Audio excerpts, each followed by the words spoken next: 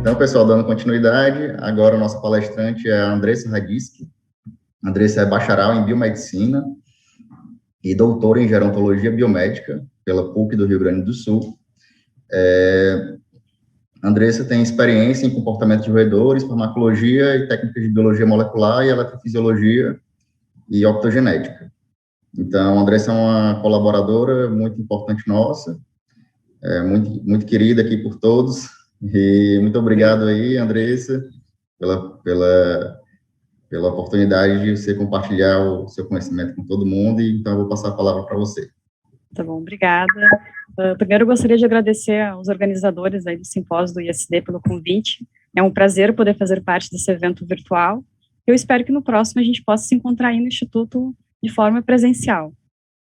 Bom, eu vou falar para vocês sobre a linha de pesquisa que eu desenvolvo atualmente no Laboratório de Pesquisa da Memória. Em particular, eu vou falar sobre como que memórias traumáticas de ratos, elas podem ser modificadas, e como que técnicas de neuromodulação, elas podem nos ajudar a poder entender como que esse processo acontece, ok? Mas antes de dar início, eu queria que vocês, nesse primeiro momento da palestra, lembrassem de algum acontecimento marcante que aconteceu na vida de vocês, ou então algo mais recente, tipo, o que vocês fizeram hoje, desde a hora que vocês acordaram até agora, e o que vocês pretendem fazer amanhã. Acredito que muitos de vocês conseguem lembrar de algo legal que tem acontecido no passado, parte do que aconteceu ao longo do seu dia, e outros já até planejaram o dia de amanhã. E tudo isso, pessoal, se deve à nossa memória. Então, a memória ela é fundamental para a nossa vida cotidiana, pois é ela que define quem nós somos. Sem a memória, nós estaríamos, nossa vida seria como um livro em branco, seria como um presente eterno, certo? Mas, como é que a memória ela é formada? Então, conceitualmente, o aprendizado ele envolve a aquisição de informação, certo? E a memória ela é o produto desse processo de aprendizagem. Então, o aprendizado, ele refere-se a uma mudança no nosso comportamento que resulta da aquisição de conhecimento do mundo, certo? E a memória é o processo pelo qual esse conhecimento adquirido, ele é codificado, armazenado e posteriormente lembrado. Então, desse modo, a memória, ela faz com que nós possamos expressar comportamentalmente, de alguma forma, aquilo que a gente aprendeu. Então, a memória, ela é dividida em 3 subprocessos, que são a aquisição, consolidação e evocação.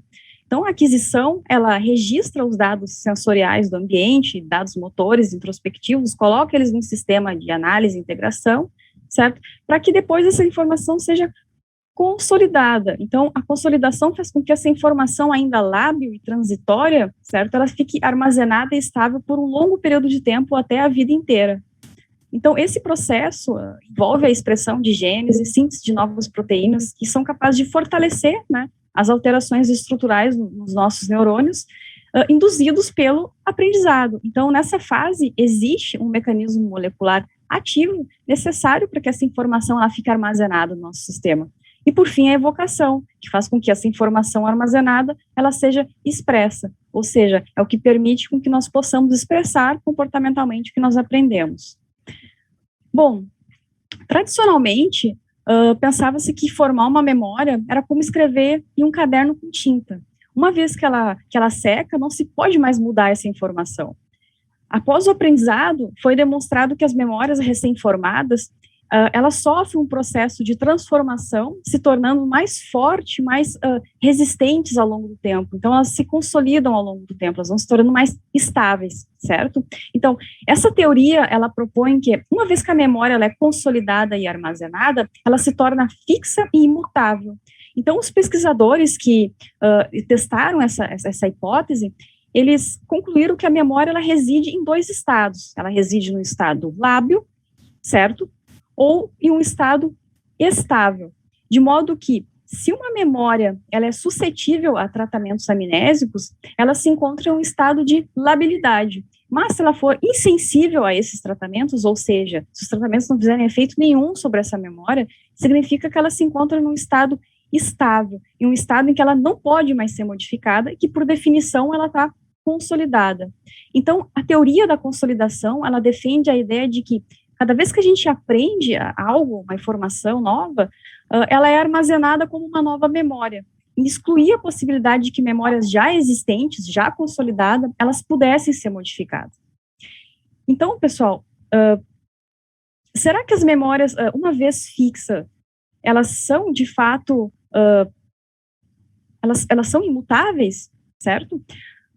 Então, entre os anos 60 e 70, pesquisadores que estudavam a amnésia experimental, eles encontraram evidências indicando que as memórias, elas podem entrar novamente em um estado de labilidade. E que essas descobertas, né, nessa época, sugeriram que as memórias, elas podem ser modificadas após serem lembradas, após serem evocadas, e que seria necessário um processo de reestabilização após evocação, chamado reconsolidação, para que as memórias ficassem armazenadas de novo com uma memória de longa duração. Então, foi nesse período que o termo reconsolidação foi introduzido pela primeira vez. Então, essa teoria, ela foi em contra com a teoria da consolidação, que defendia de que a memória se encontra em um período de labilidade somente por algumas horas depois de adquirida, certo? O problema dessa época é que vários grupos não conseguiram reproduzir esses resultados e observar o fenômeno da reconsolidação. E, portanto, a teoria da consolidação continuou dominando o campo da aprendizagem da memória por décadas, certo? Então, só depois de 25 anos, o grupo de uma pesquisadora chamada Susan Sara, ela encontrou evidências indicando que as memórias espaciais, elas podiam ser eliminadas após a evocação.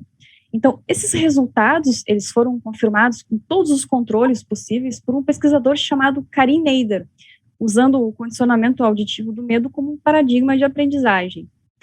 Então, ele mostrou que a reativação muda o status de uma memória que até então era consolidada e fixa para um estado instável, certo? Que deve passar por um processo reconsolidatório através de um mecanismo que depende da síntese de novas proteínas na região da amígdala.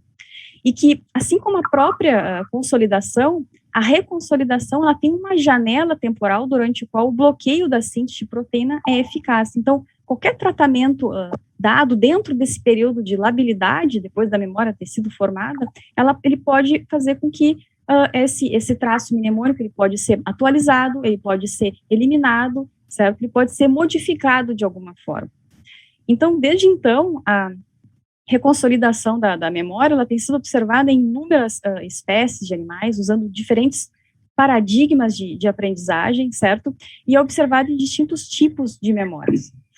Bom, no início da palestra, eu pedi para que vocês refletissem sobre como seria a vida sem memória. Então, acredito que muitos de vocês provavelmente concluíram que nada seríamos sem as nossas memórias, pois é a memória que nos define, certo? Porém, nem sempre as memórias são muito boas, né?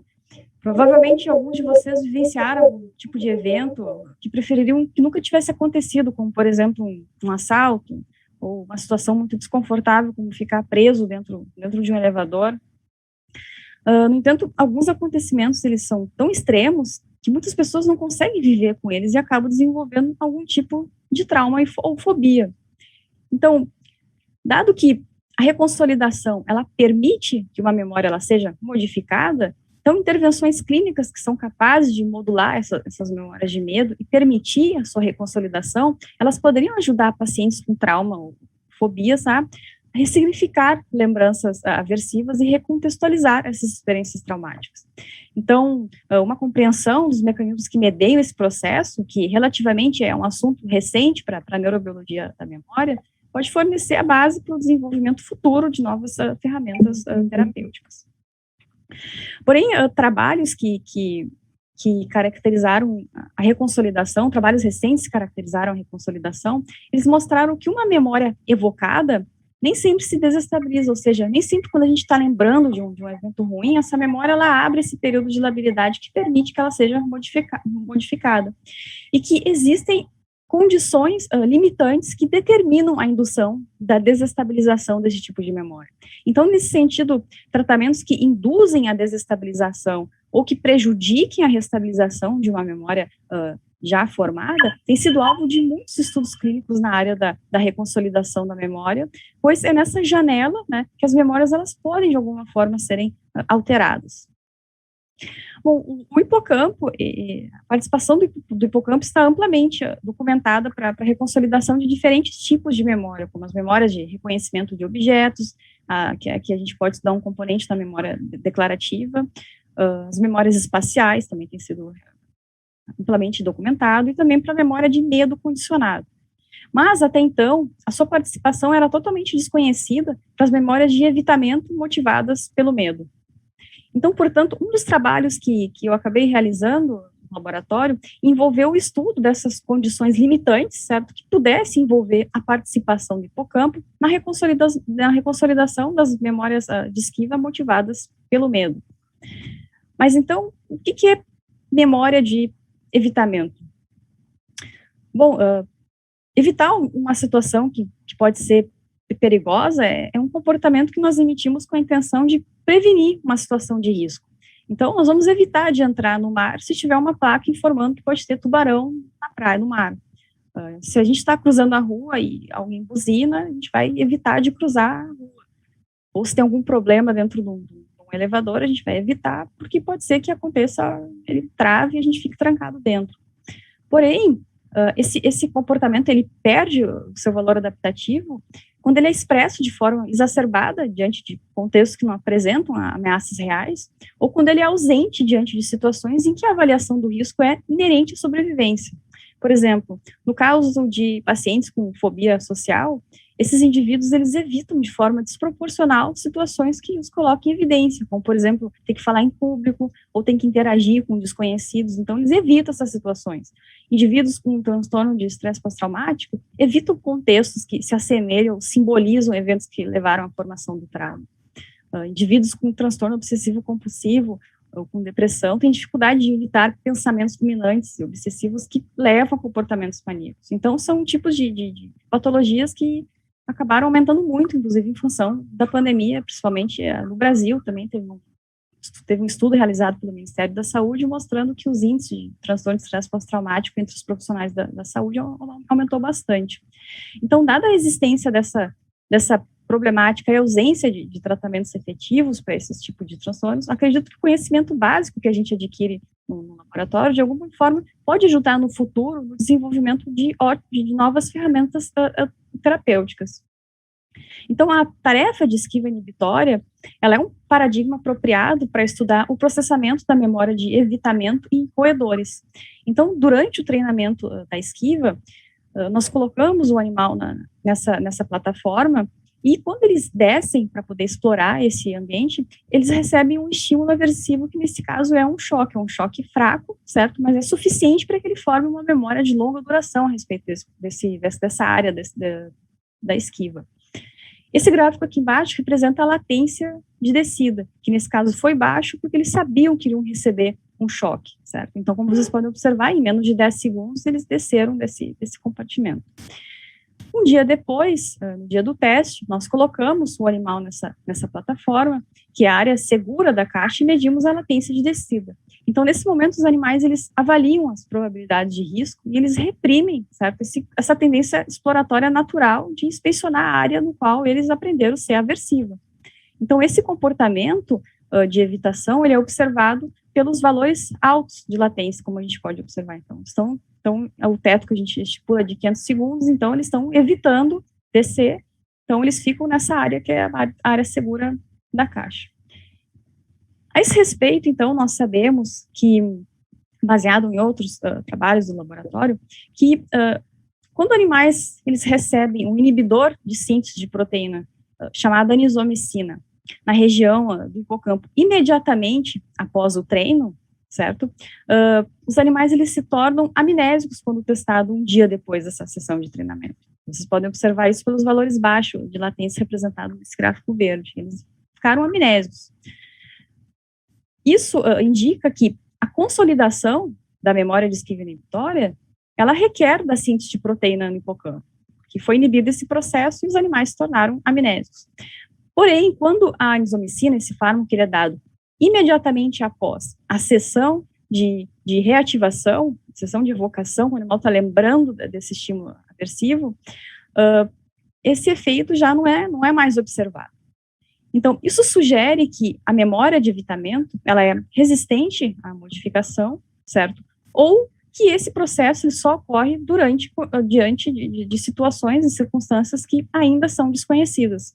Como vocês podem observar aqui, o tratamento foi dado, provavelmente não existe essa janela de labilidade induzida pela evocação, porque nem todas as memórias que são evocadas, elas se tornam suscetíveis, e então a gente estudou essa condição limitante.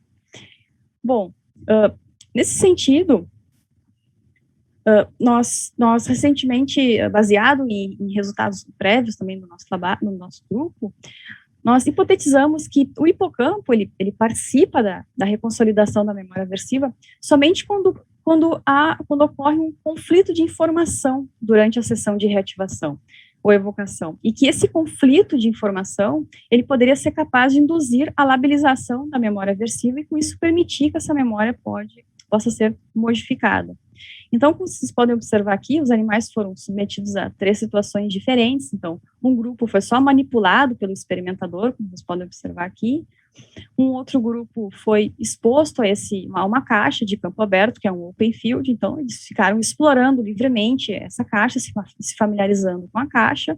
E um outro grupo foi colocado nessa caixa, na própria caixa de esquiva inibitória, mas para explorar esse ambiente, para se familiarizar com esse ambiente. Então, essas sessões, elas foram realizadas durante 5 dias, 5 minutos por dia, para que eles formassem essa memória segura desses lugares, certo? Então, um dia depois da última sessão de pré-exposição ou de manipulação, exposição nesse open field, todos os animais, esses 3 grupos, eles foram treinados no aparato da esquiva, que consiste em colocar o animal na plataforma, vocês podem observar aí, quando o animal desce, ele recebe esse estímulo aversivo e volta para a plataforma. Então, todos os animais foram treinados. Um dia depois, eles foram submetidos à sessão de reativação dessa memória, a sessão de evocação. Então, nessa sessão, eles estão evocando essa memória aversiva. Então, a gente estipulou um teto de 40 segundos, que é o tempo suficiente para que eles lembrem que esse contexto foi aversivo e aí eles permitem um comportamento de evitação, estão evitando de descer. Então, imediatamente após essa sessão de reativação, os animais receberam na região do hipocampo diferentes tratamentos farmacológicos, receberam uma solução salina, que não tem efeito algum sobre a memória, receberam anisomicina, que é um inibidor de síntese de proteínas, ou a manitina, que é um inibidor de transcrição gênica. E um dia após esses tratamentos farmacológicos, eles foram testados nesse aparato aqui. Então, nós colocamos eles de volta na plataforma, medimos a latência de descida deles. Então, os animais que são amnésicos, eles descem mais rápido. Os animais que não, eles evitam de descer, porque sabem que ali é aversivo, então eles reprimem esse comportamento natural. Bom, como vocês podem observar aqui, os animais do grupo que foi manipulado, do grupo que foi pré-exposto nesse open field, eles mostraram um comportamento de medo e aversão um dia depois da sessão da reativação, independente do tratamento que eles receberam. Já os animais do grupo pré-exposto, que receberam um veículo, também eles mostraram esse comportamento de evitação. Porém, aqueles que receberam a anisomicina e a manitina, eles foram amnésicos, certo? Esse efeito amnésico, ele foi observado até 14 dias depois da infusão dos fármacos. Ele foi dependente da sessão da reativação, ou seja, se a gente administra um fármaco na ausência dessa sessão aqui, os animais são treinados, um dia depois só recebe o fármaco, ele não tem efeito amnésico, certo? Isso mostra que ele depende da sessão da reativação, e mostra também que esse fármaco ele é tempo dependente, ou seja, se o fármaco nesse grupo ele é administrado fora daquela janela de labilidade, é dado 6 horas depois, ele já deixa de ter o efeito amnésico, provando que esse efeito ele é tempo dependente e também depende dessa sessão de reativação.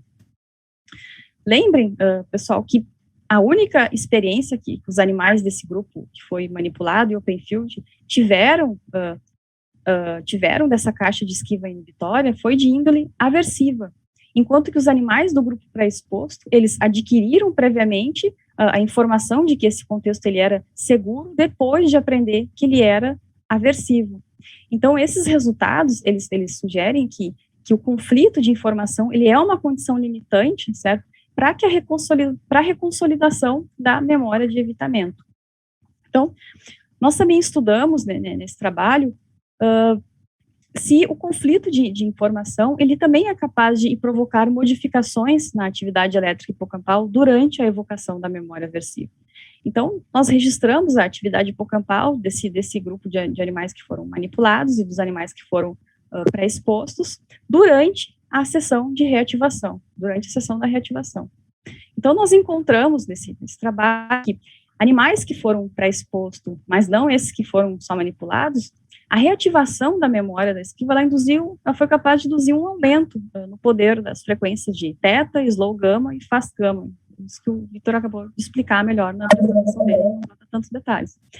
Então, eles apresentaram esse aumento durante a reativação, e esse aumento só foi visto nesses animais que foram pré-expostos. Nós também observamos que esses animais que foram pré-expostos, eles tiveram também um aumento do acoplamento fase e amplitude entre as oscilações teta e gama, na região C1 do hipocampo dorsal também. Então, só esse grupo apresentou esse acoplamento diferencial. Então, isso a gente supôs que esse acoplamento diferencial, ele poderia estar relacionado com algum processamento ativo durante a reativação dessa memória, durante a reconsolidação dessa memória.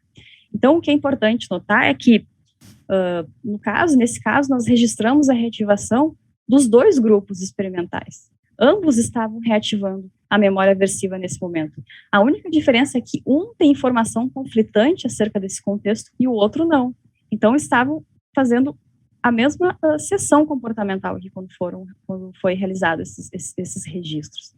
Então, baseados nesses resultados anteriores, nós pesquisamos nesse outro trabalho a relação causal entre esse acoplamento que a gente observou nesse grupo e a desestabilização da memória aversiva utilizando a técnica de optogenética.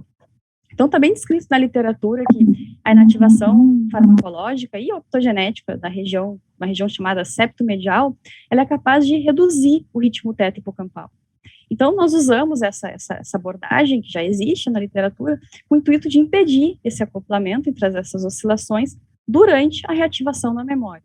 Então, para isso, nós inativamos essa estrutura do septo e impedimos esse acoplamento durante a sessão de reativação da memória aversiva de animais que foram pré-expostos, ou seja, de animais que naturalmente eles acumulavam e eram suscetíveis a esses tratamentos amnésicos que a gente tinha visto nesse outro trabalho. Então, nós observamos que animais que não tiveram a comodulação prejudicada, esses tratamentos continuaram sendo amnésicos, certo? Nós também vimos esse tratamento quando os animais receberam um comprimento de luz que não é capaz de inativar essa estrutura e, portanto, não é capaz de afetar esse padrão oscilatório que a gente observou. Os animais seguem sendo amnésicos, porém, na ausência desse padrão oscilatório, os tratamentos dados após a reativação, eles não foram mais amnésicos. Então, o que sugere que esse acoplamento, ele poderia estar relacionado de alguma forma, ou ser o reflexo de algum processo que está envolvido com a desestabilização desse tipo de memória. Então, para poder estudar essa causalidade, nós usamos uma técnica de estimulação elétrica intracerebral. Essa técnica, ela é muito utilizada na clínica para tratar pacientes que sofrem de Parkinson, tremores essenciais, epilepsia. E, recentemente, vários grupos têm utilizado essa abordagem para tratar indivíduos com depressão, transtornos obsessivo-compulsivo, entre outras patologias, que não são responsíveis a tratamentos farmacológicos. Então, para ver essa relação causal, nós caracterizamos um padrão oscilatório. Desculpa, pessoal, acho que eu me avancei, mas em menos de 2 minutos eu termino. Para ver essa relação causal, nós caracterizamos um padrão oscilatório capaz de mimetizar a interação teta e gama, então nós induzimos isso artificialmente, certo? E então nós induzimos isso artificialmente em animais, durante a reativação de animais que naturalmente eles não reconsolidam. Então nós induzimos esse padrão durante a reativação daquele grupo de animais que foi pré-exposto num outro contexto, né? Num contexto que não induzia a labilização da memória. Então, quando nós induzimos artificialmente que esse padrão durante a reativação, a gente viu o seguinte resultado. Nós observamos que em animais que não foram estimulados, o efeito dos tratamentos não induziu amnésia, que é o que a gente já havia observado antes. Porém, quando esses animais eles são estimulados, e essa estimulação acontece de forma concomitante com a sessão de reativação, os animais eles se tornaram suscetíveis ao tratamento amnésico. Então, eles se tornaram amnésicos para essa memória que antes ela era resistente a esse tipo de tratamento. Então, a gente fez uma série de controles também para ver se de fato esse efeito se deve da estimulação ou se deve ter alguma coisa que poderia ser de forma inespecífica, né? Então, por exemplo, esse efeito não foi observado quando nós induzimos um padrão que não é capaz de induzir a labilização, não é capaz de induzir esse padrão oscilatório, por exemplo, quando com a reestimulação só em teta, ou quando a gente faz a estimulação depois dos animais terem passado pela sessão da reativação, a gente também não observou isso, ou quando os animais eles são somente estimulados sem a sessão de reativação, quando eles recebem só a estimulação 24 horas depois do treino, ou então quando essa estimulação ela acontece numa estrutura que não projeta para o hipocampo, numa estrutura que fica 2 milímetros acima do septo.